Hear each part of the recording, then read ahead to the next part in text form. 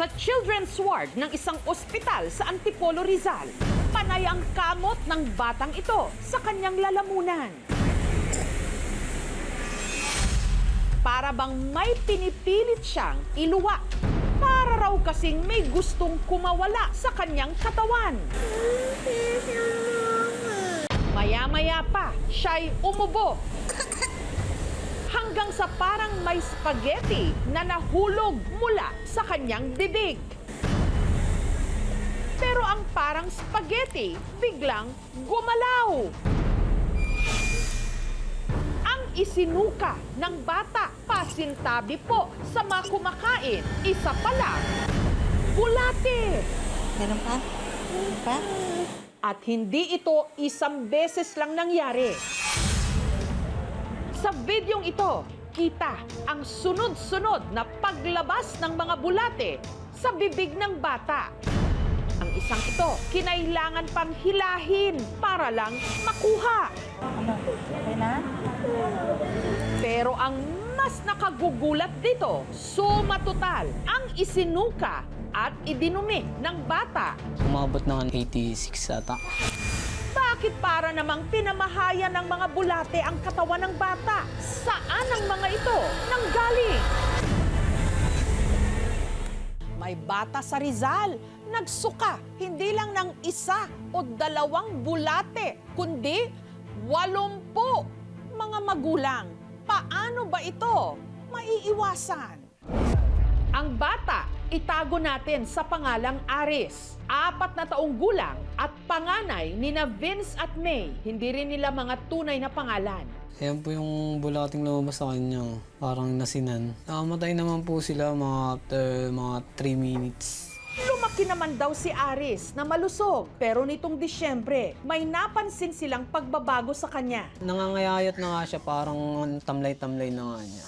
Malaki sabay ang tigas pag ginagana ng tigas niya. Hanggang nitong Enero, habang binabantayan daw si Aris ng kanyang lola. Dito po siya sumuka. Pagkasuka niya, may kasama ng bulate. Bago siya isugod doon sa may hospital. Umiiyak lang siya. Masakit daw po yung sa lalamunan niya at sa tiyan niya. Meron na naman? Ayaw mo nang ubusin? Tama na? Pag susubukan pa lang siya, parang may bumabara na sa may lalamunan niya. Ayun na nga po yung bulate. Hanggang ang mga tila bumara ng bulate sa kanyang lalamunan, isinuka na nga niya.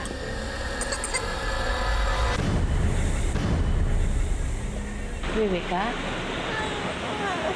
Si May na namamasukan noon na kasambahay sa Cavite nanlumo sa nangyari sa kanyang panganay. Nakakapangina po sobra pero wala naman po akong masyadong magawa kasi nasa malayo po talaga ako. Nakakaawa lang po kasi ang payat niya talaga. Nung binigyan na po siya ng pampapurga, doon na po niya nadudumi yung mga bulate.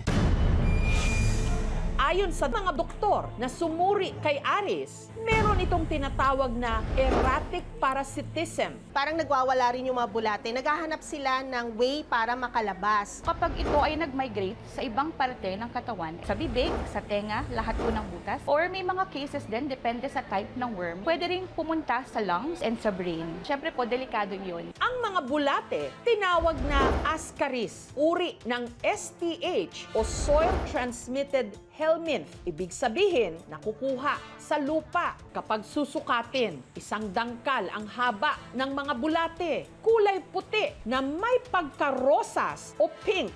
Paano nakarating ang mga itlog na nasa lupa? Ito ay nanggagaling sa open defecation o sa pagdumi sa hindi palikuran. Most vulnerable dito mga bata. Naabutan po namin siya, nagangat-ngat siya ng kamay niya. Minsan po siguro kakalaro niya rin po sa labas. Wala rin daw maayos na supply ng tubig sa kanilang dating tirahan. Sa pinakahuling datos mula sa isang collaborative research na inilabas ng Pediatric Infectious Disease Society of the Philippines Journal noong 2022, 28.4% ng mga school-age children merong soil-transmitted helminth o bulate.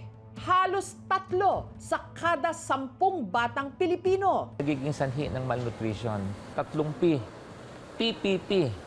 Payat, pandak, poor school performance. Malaki Malaking bagay raw para maiwasan sana ang pagkakaroon ng erratic parasitism ang regular na pagpupurga sa mga bata. Pero inamin ni May, isang beses pa lang daw napurga at napabakunahan si Aris. Natakot rin po kami dahil nga dun sa kumakalat na mga balita dati sa mga iniinom na purga. May nasusuka, di kinakaya, maabot nga sa hanggang sa mamatay. Ang gamot na ginamit natin sa pagpapurga ay matagal na natin ginagamit at talaga namang safe at effective. Bihirang-bihira lang po ang nagkakaroon ng tinatawag na side effects after deworming.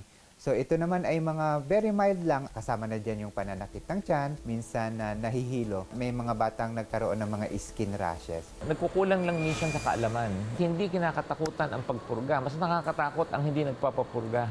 Ilang buwan mula nung na-discharge sa ospital, bumalik na ang sigla ni Aris. Ang payo ng doktor, kailangan niyang ma-check up ulit 6 na buwan matapos siyang ma-discharge. Kaya minabuti ng aming programa na dalhin si Aris sa isang pediatrician para sa kanyang follow-up check-up. Ngayon, 14 kilos naman na-achieve naman na natin yung weight for height na ideal body weight niya. Hindi naman na maputla, tsaka yung tiyan niya hindi naman malaki or distended.